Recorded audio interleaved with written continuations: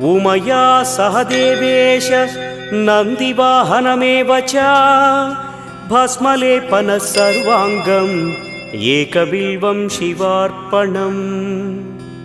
सालग्रामेषु विप्राणां तटाकं दशकूपयोः यज्ञकोटिसहस्रस्य एकबिल्वं शिवार्पणम्। दन्तिकोटिसहस्रेषु अश्वमेधशतक्रतौ कोटिकन्या महादानम् एकबिल्वं शिवार्पणम्। बिल्वानां दर्शनं पुण्यं स्पर्शनं पापनाशनम् अघोरपापसंहारम् एकबिल्वं शिवार्पणम्।